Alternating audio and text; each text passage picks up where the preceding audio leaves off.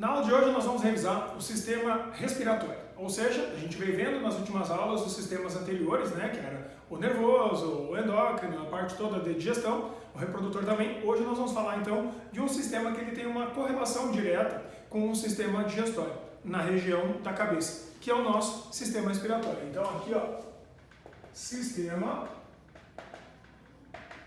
respiratório.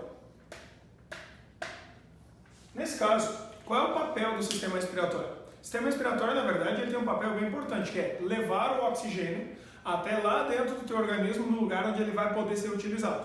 Só que ele não faz isso sozinho. Sendo assim, o que acaba acontecendo é que o sistema respiratório inicia um processo e quem complementa esse processo é o sistema circulatório ou cardiovascular.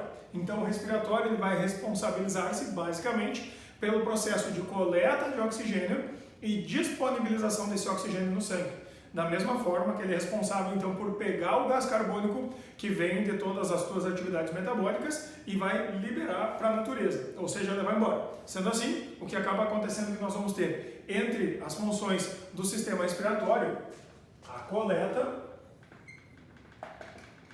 de O2 e ainda a eliminação do CO2. Então, esse processo, na verdade, vai acontecer quando dentro do nosso trato respiratório a gente tem um fenômeno super importante, que na verdade consiste em fazer a substituição de um gás pelo outro. Então, quando a gente vai fazer a troca de CO2, que é o que nós fabricamos, pelo O2, que é o que a gente precisa, a gente está realizando uma das atividades, que é a mais importante, do sistema respiratório, que é o processo de hematose. Então, a hematose, na prática, é a substituição que nós vamos ter de gases, especialmente CO2 por O2. Então, isso acontece lá em nível de alvéolos pulmonares, dentro do nosso trato respiratório. Então, se a gente pegar, por exemplo, um ser vivo, um humano, né, nesse caso, e formos analisar qual é a estrutura, como é que funciona, na verdade, a gente vai perceber o seguinte, que dentro do nosso organismo, lá no fundão do teu organismo, a gente tem uma parte onde é que vai acontecer essa substituição. E, lógico, isso acaba interferindo diretamente em outras atividades do organismo, como, por exemplo, a parte circulatória. Então, suponhamos que nós vamos ter isso aqui sendo a cabeça do indivíduo, onde vai estar a parte das vias aéreas. O que significa, né? Boca e nariz, que é por onde o ar entra. Então, aqui a gente vai ter o céu da boca, o palato duro na frente e o mole no fundo, aí a parte de baixo, que é a parte da boca, né? Com a língua embaixo e tal. E então a nuca do indivíduo. Então, vindo diretamente da porção da cabeça, a gente vai ter duas possibilidades de entrada do ar. Essas duas possibilidades, então, são as vias aéreas. Basicamente, narinas, narina esquerda e direita, né? Que são as fossas nasais, aqui, e ainda a boca. Só que nesse caso, a gente sabe que o ar deve entrar especialmente pelo nariz. Por quê? Porque lá no nariz tem um monte de pelinhos chamados vibrisas que fazem dois tipos de papel. O primeiro tipo de papel, que é o papel de filtrar o ar. Segundo tipo de papel, aquecer o ar. Se a gente pensar, por exemplo, que em dias frios demais, se o ar entrar com temperaturas negativas para dentro do teu corpo, lá no pulmão, pode congelar o pulmão, então dar uma pré-aquecida no ar é interessante. Então, nesse caso, o ar que vai entrar ali é o ar atmosférico. Então, aqui, ó, o ar atmosférico. Dentro desse ar atmosférico, a gente deve lembrar que não existe só o gás oxigênio, esse, que é o que a gente precisa. Existem, na verdade, outros gases, né? Tipo nitrogênio, gases nobres, gás carbônico mesmo, metano. Só que o teu corpo, ele inspira, que é puxa tudo aquilo ali, e expira, que é devolver aquilo ali. O que ele coleta quando tu inspira? Ele só vai coletar o oxigênio. O gás carbônico é devolvido. Os outros gases são devolvidos. Talvez alguns deles tu até precise. Tipo o nitrogênio, a gente usaria o nitrogênio, mas na forma de gás para nós é inviável. Então acaba entrando pela comida e não pela respiração. O único que realmente a gente vai ter grande capacidade de coletar é o oxigênio. E, em segundo lugar, o monóxido de carbono, que na verdade não é legal, mas a gente acaba pegando também. Então, nesse caso nós temos as fossas nasais, onde nós vamos ter então como papel principal coleta de ar, filtragem de ar e aquecimento de ar.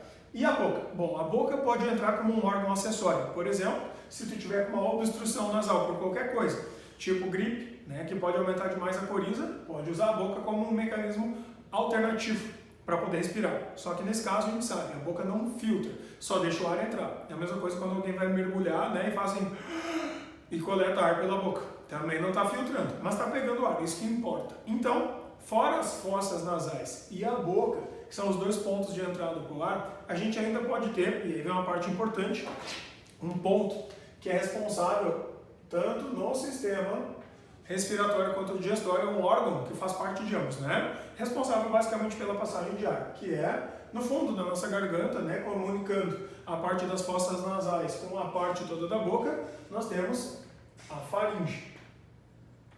Então, nesse caso aí, a estrutura da faringe é, na verdade, um duto de passagem. Essa faringe vem até onde? Até o ponto onde vai iniciar a divisão esôfago-traqueia. Então, para o lado da frente, ou seja, a gente tiver de perfil assim pelo lado da frente, a gente vai ter aqui um mecanismo super importante que tem uma tampinha. Esse mecanismo que tem uma tampinha ali é, na verdade, uma cartilagem de forma circular. Ela tem uma tampa que abre e fecha. Essa estrutura inteira é chamada de glote. E aí a tampinha, essa que sobe e desce, é chamada de epiglote. Dali para baixo, pelo lado da frente, nós vamos ter, então, toda aquela partezinha da traqueia. E pelo lado de trás, então andando de forma conjunta ali, mas só que pelo lado traseiro aqui, a gente vai ter o duto do esôfago, ou seja, que é a parte do sistema digestório. Sendo assim, o que acaba acontecendo aqui, o ar ele vai ter que fazer isso aqui, ó. E se a gente estiver comendo, a comida vai ter que fazer um caminho lá para trás, que seria esse aqui. Então, o que acaba acontecendo?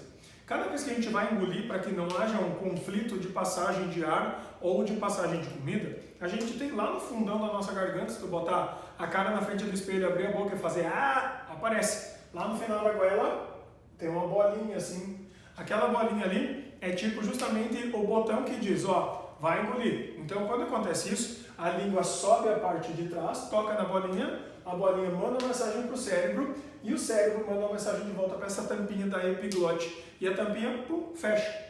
Aí a comida é engolida, sem cair para dentro do sistema respiratório. Então, o que acaba acontecendo é que nós vamos ter aqui a região da glote, que é a parte de cima, e então, para o lado de baixo, daqui para baixo, a parte da traqueia. Só que aí ficou um órgão para trás. Que órgão foi o que ficou para trás? É justamente o órgão que dá início nessa região do pescoço para a porção toda respiratória. Esse órgão fica aqui assim, ó.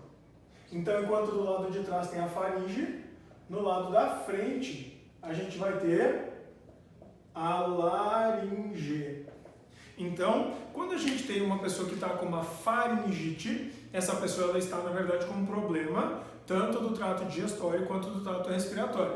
Quando a pessoa está com uma laringite, aí já é só do respiratório. Então, daqui da laringe para diante é tudo sistema respiratório. Essa porção da traqueia é, na verdade, um órgão tubular que desce desde a garganta até mais ou menos o meio do peito. Esse órgão tubular ele é totalmente constituído de anéis cartilaginosos quase fechados em forma de U e ainda no meio, ligando um anel ao outro, uma parte muscular. Então, o que acaba acontecendo é que esse tecido muscular por dentro ele é altamente ciliado, formado por tecido pseudoestratificado ciliado, que é justamente para empurrar a sujeira para fora.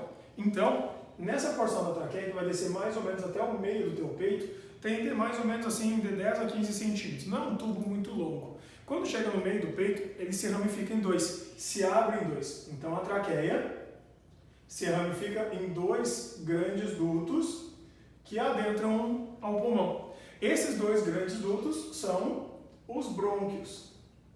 Então, nos brônquios, nós vamos ter a passagem para dentro do pulmão. Então, agora vai iniciar aqui a estrutura do pulmão. No caso, o nosso pulmão do lado esquerdo, não se esqueça que tu está olhando para o meu pulmão, do lado esquerdo e do lado direito. Então, o pulmão do lado esquerdo ele tem que dividir espaço com o coração, porque o coração fica do meio levemente para a esquerda. Então, quando acontece isso, o pulmão do lado esquerdo ele deve ser subdividido em dois segmentos.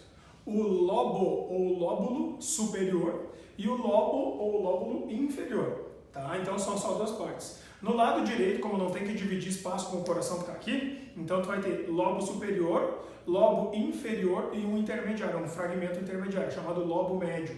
Então, são subdivisões do pulmão. Então, esse pedacinho todo dos brônquios que adentra ao pulmão, na verdade, logo em seguida ele se ramifica e se subdivide em brônquios cada vez menores. Esses brônquios cada vez menores são genericamente chamados de bronquíolos. Então, esse pedacinho aqui, ó, todinho, são os bronquíolos.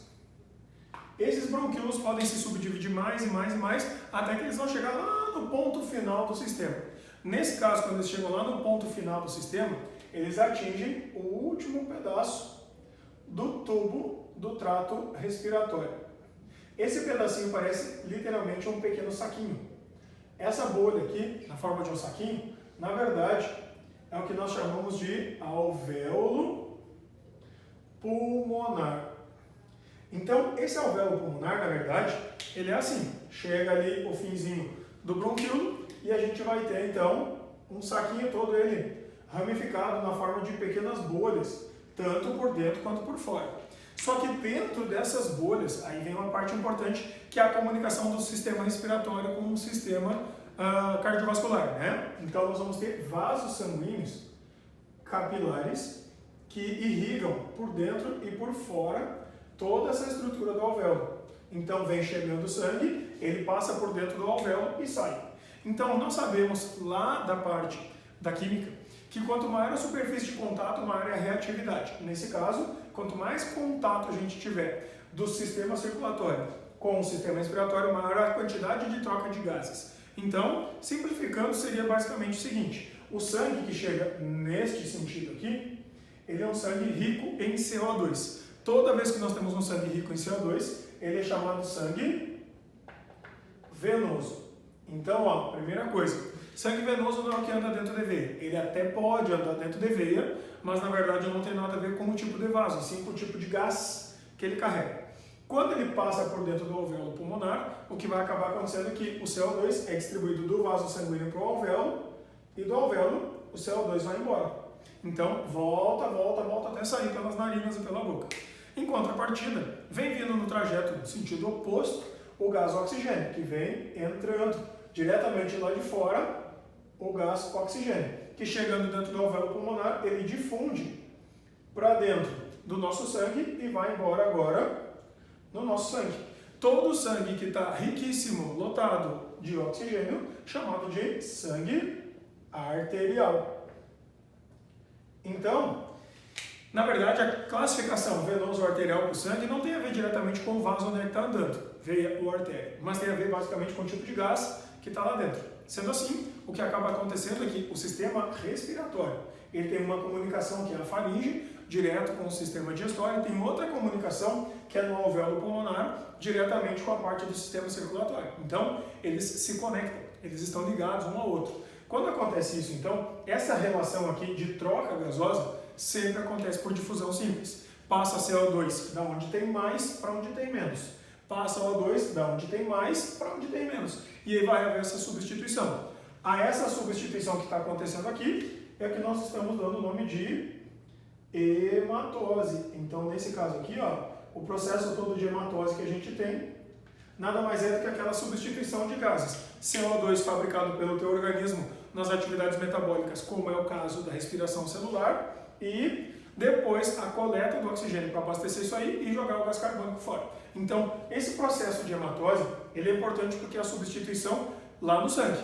Então, direto do alvéolo com o sangue. Só que, e se eu tiver um alvéolo que está meio castigado, que está meio destruído pelo lado de dentro? Se tiver acontecendo isso, afeta a hematose. Então, normalmente, pessoas, por exemplo, que são fumantes, pessoas que são responsáveis, então, por dificultar o processo de hematose, é normal que elas coletem menos oxigênio. Se elas coletarem menos oxigênio, a gente sabe que esse indivíduo, naturalmente, ele vai ter menor capacidade de fazer, por exemplo, trocas gasosas, menor quantidade de oxigênio disponível para as respirações celulares mitocondriais e, por consequência, a pessoa vai fabricar menos ATP. Então, ela cansa mais, desmaia, fica tonta, tem fraqueza nos músculos, nas pernas, etc. Então, tudo porque está faltando oxigênio. O que está acontecendo com o fumante na prática, então? O fumante, na verdade, ele vai pegar boa parte da fumaça do cigarro dele e vai começar a sujar o alvéolo pelo lado de dentro. Então aqui, ó, quando ele começa a sujar o alvéolo pelo lado de dentro, o que acaba acontecendo é que é como se a gente estivesse impermeabilizando aquele alvéolo por dentro com fumaça, com fuligem. Quem já viu, por exemplo, uma casa que pegou fogo, né, a parede fica toda suja de fumaça preta, é aquilo.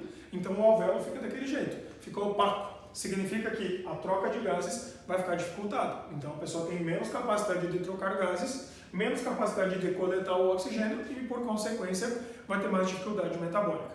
Esse é um problema. Esse é o problema do fumante. Segundo tipo de problema, o fumante, ele também dificulta a coleta do oxigênio. Por mais que o gás entre, ainda dificulta a coleta por causa justamente da competição pelo ponto onde o oxigênio se liga. Já vamos falar sobre isso. O terceiro problema que o fumante vai ter vai ser o problema do enfisema pulmonar. O que é o enfisema pulmonar? Normalmente é uma doença que as pessoas têm em que aquele monte de sujeira que vem junto com a fumaça, no cigarro em especial, né, mas tudo que é tipo de fumo que tiver, não interessa se é natural ou não, também vai ter, o que vai acabar acontecendo é que aquela fumaça toda começa a matar o alvéolo por dentro. E aquele monte de pequenas bolhas que tinham lá por dentro começam simplesmente a serem destruídas. Automaticamente, nós vamos acabar ficando só com o lado de fora. E aí, em vez de virar várias bolinhas, tipo um cacho de uva, vai virar um saco grande. Sendo assim, que acaba acontecendo que a área superficial interna do alvéolo diminui. E quando a área superficial de contato diminui, a capacidade de troca diminui. Então, a destruição da área interna do alvéolo pulmonar, quando acontecer, é o que nós vamos chamar de enfisema pulmonar. Tem vários outros tipos de problemas que podem acometer os pulmões, como, por exemplo, outros tipos de doenças do trato respiratório, que forçam o pulmão pelo lado de dentro a cicatrizar, causam, por exemplo, um aumento de fibras colágenas e reticulares, levando, por exemplo, a uma fibrose no pulmão, tipo a fibrose cística. É como se o pulmão começasse a ficar rígido e duro e a pessoa tivesse dificuldade de dilatar ele para poder coletar melhor o ar. Então esse é um outro tipo de problema. Mas, nesse caso em especial, o enfisema está relacionado às atividades do próprio indivíduo. Então, o que acaba acontecendo é que o teu trato digestório, na verdade, é um sistema de... o teu trato respiratório, perdão, é, na verdade, um sistema de dutos que é responsável por carregar todo aquele oxigênio lá para dentro. Então, assim quando ele traz aqui, aí começa a segunda atividade, coletar os gases. Então, nesse caso, a parte dos gases que nós vamos ter aqui, que na verdade são todos eles transportados para dentro e fora, na verdade são gases que acabam sendo coletados e levados para outro ponto. Então, como é que eles são transportados? Então, aí vem uma parte bem importante, que é o seguinte.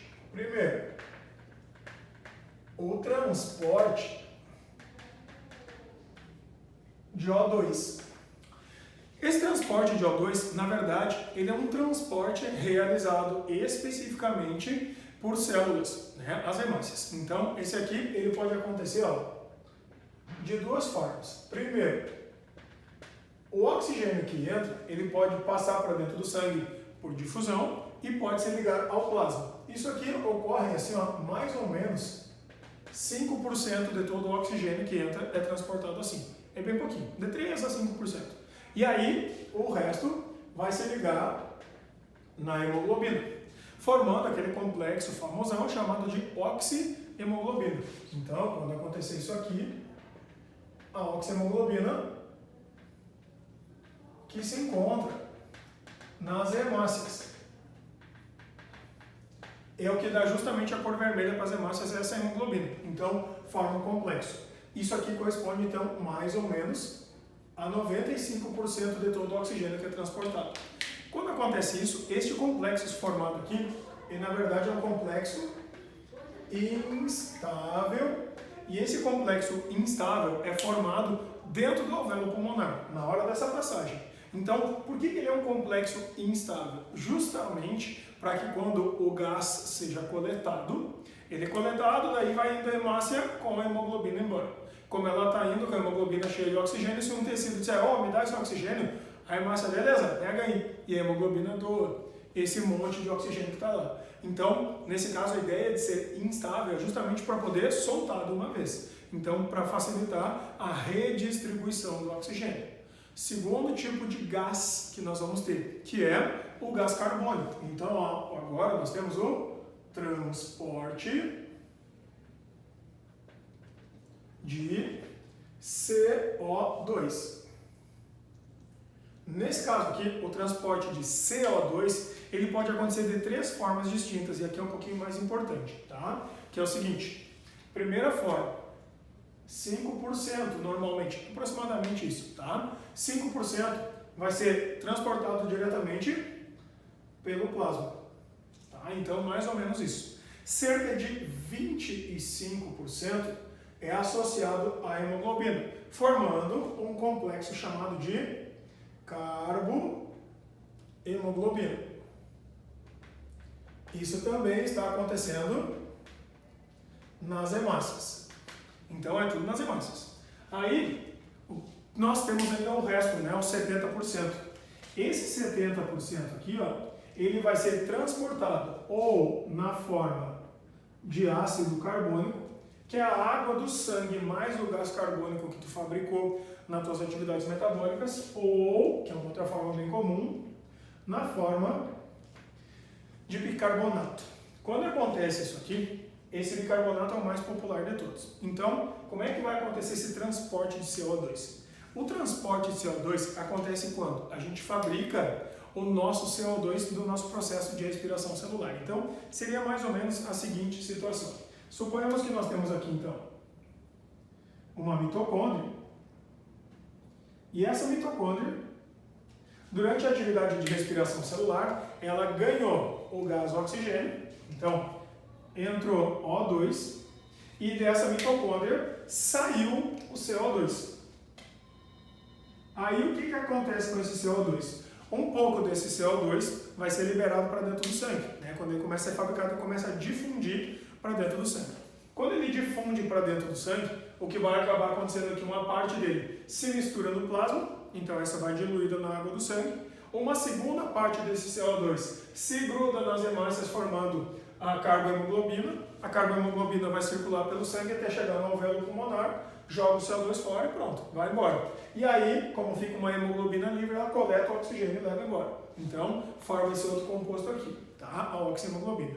E aí vem a terceira parte, que é a parte mais importante do CO2. Quando esse CO2 é liberado, ele passa por difusão simples para dentro da hemácia. E dentro da hemácia existe uma enzima chamada anidrase carbônica. Então aqui, ó, essa enzima vai fazer com que todo aquele CO2 que estava diluído no meio da água do nosso sangue, na forma de ácido carbônico, se quebre e se parta. Então, o que vai acabar acontecendo? Essa quantidade de CO2 que entra no sangue se mistura à água do sangue formando H2CO3. Então, esse H2CO3 é um ácido, o ácido carbônico. Quando acontece isso, a gente vai pegar então o ácido carbônico formado. Ele vai, por causa da ação da anidrase carbônica, ser dissociado, quebrado em HCO3 menos. E separa o íon H+. Isso aqui é o que a anidrase carbônica faz. Quando acontece isso, esse tipo de mistura, que é isso que está acontecendo, vai andando e vai passeando por dentro do nosso sangue, diluído no nosso sangue. Quando isso aqui chega lá no alvéolo pulmonar, ou seja, quando ele chega aqui de novo, o que vai acabar acontecendo é que esse CO2 que está misturado aqui, ele se desprende, passa para dentro do alvéolo, e daí do alvéolo vai embora, e o que vai sobrar é HCO3 e um oxigênio com radical livre. E aí nós juntamos mais uma vez esse hidrogênio aqui e nós vamos ter então a formação mais uma vez de água. E essa água permanece dentro do nosso sangue misturada ao plasma do nosso sangue. Sendo assim, o que acaba acontecendo é que a gente desprende o CO2 e manda ele embora de novo. Então, o que acaba acontecendo nesses casos é que nós vamos ter o CO2 que vai sair livre e aí nós vamos recuperar a água no final das contas. Então, como é que eu sei quando eu tenho que respirar mais ou como é que eu sei quando eu tenho que respirar menos? Como é que nós vamos fazer para parar esse processo? Então, a nossa respiração, ela na verdade coordena o quanto tu tem que respirar e quando que tu tem que respirar, baseado na quantidade que nós vamos ter de pH, mais ácido ou mais básico. Então, nesse caso, primeiro, nós temos para quantificar, para medir a quantidade de O2 dentro do nosso sangue, ele vai basicamente através da saída da aorta, tem um neurônio lá, coletor de informações, e nós temos na carótida, que sobe para abastecer o cérebro, nós vamos ter também um outro neurônio coletor de informações. Quando eles percebem, tá, que existe pouca quantidade de oxigênio, essa mensagem é mandada para o cérebro e o cérebro manda a mensagem para o teu pulmão e para o sistema respiratório, ó, acelera a respiração porque está entrando um pouco oxigênio. E ele vai coordenar isso aí. Normalmente esse mecanismo é o menos utilizado. O mecanismo mais utilizado é quando a gente vai medir essa quantidade de acidez pela quantidade de CO2. Porque a gente deve pensar o seguinte, ó, aqui nós estamos formando uma substância de caráter ácido, que é o ácido carbônico. Então, o que acaba acontecendo é que se eu simplesmente fizer assim, ó, e prender o ar, as minhas atividades celulares não pararam, elas continuam acontecendo. Como as atividades celulares não pararam e continuam acontecendo, o que vai acabar ocorrendo então na prática é que o meu corpo segue fazendo o funcionamento das mitocôndrias e vai começar a liberar CO2. E aí quando libera CO2, aumenta ácido carbônico, aumenta bicarbonato, aumenta, e como está aumentando isso aqui, o pH ele vai ficando cada vez mais ácido. E então, lá na parte do nosso bulbo encefálico, a gente tem um conjunto de neurônios que vai coletando essa informação, tipo, opa, está ácido demais. Significa que tem CO2 demais. Se tem CO2 demais, acelera o mecanismo respiratório para jogar um pouquinho desse CO2 fora e voltar ao pH adequado, que é levemente ácido, não muito ácido. Então, basicamente, é o teu sistema respiratório ligado ao sistema nervoso. Nesse caso, tem um nervo especial lá na porção do bulbo cerebral que faz essa coleta de informações, chamada nervo vago. Esse nervo vago é quem manda as informações, então, para toda a musculatura respiratória acelerar quando for necessário, para garantir que a gente respira um pouquinho mais e um pouquinho melhor. Então, essa ligação toda que nós vamos ter do CO2 com as hemácias, esse processo todo aqui, ele é muito rápido de ser desfeito. Por isso, a gente sabe que a atividade do gás carbônico também vai fazer isso de forma instável. Ou seja, ele forma, mas liga e desliga muito rápido. Então, esses dois são instável e instável justamente pelo fato de que a gente tem que montar e desmontar muito rápido. Justamente para não permanecer com aquele determinado tipo de gás que não deveria estar ali. Então, essas ligações são muito rápidas, são muito ligeiras. O que a gente tem que normalmente não deveria acontecer, aí é uma conexão com o CO. O CO, também chamado de monóxido de carbono, no nosso organismo só pode andar ligado com a hemoglobina. Quando acontecer isso aqui, nós temos um complexo que não deveria ser formado, chamado de carboxihemoglobina. Essa ligação da carboxihemoglobina que acontece aí, ela é uma ligação estável.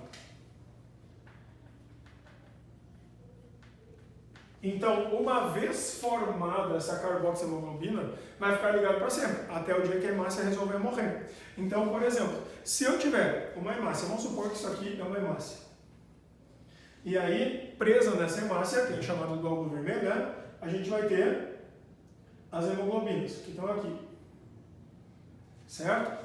Aí, então, nós vamos ter gás oxigênio, formando aqui uma oxihemoglobina.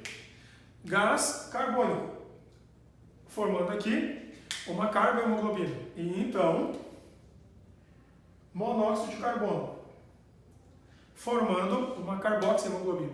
Quando a gente tem essa formação aqui, ligou, nunca mais desliga. Significa o seguinte, que se nós temos aqui, então, dessas hemácias, 5 hemoglobinas, 60% da capacidade de transporte que essa hemácia tem é prejudicado por causa da ligação com o monóxido de carbono. Quando é que a gente junta esse tipo de gás, então? A gente junta quando existem baixas concentrações de oxigênio no ambiente onde a gente está, ou quando tem fumaça demais, ou no caso que eu estava citando antes aqui, do fumante, que é o cara aquele que puxa a fumaça direto para dentro do corpo dele. E aí, logicamente, afeta o mecanismo de transporte. Essas hemácias que transportam os gases, elas duram cerca de 120 dias. Se tu ligar, no dia que ela nascer, ligar com esses gases do jeito que está, ela vai transportar 40% só do que ela pode. E os outros 60% ligados com o monóxido de carbono nunca mais desligarão, até o dia dela morrer. Por isso, que quem, por exemplo, sobrevive a incêndio, normalmente precisa ficar em observação por um período longo de tempo para garantir que ela não vai ter uma debilidade muito grande na quantidade de oxigênio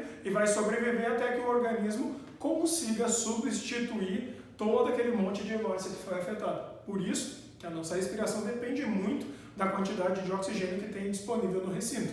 Por isso que é sempre interessante a gente ter uma circulação de ar onde a gente dorme, onde a gente estuda, onde a gente trabalha, no mínimo de ar-condicionado, para garantir, então, pelo menos, que está entrando a quantidade de oxigênio adequada, que não tem risco de começar a inutilizar as hemácias pela presença, então, do monóxido de carbono.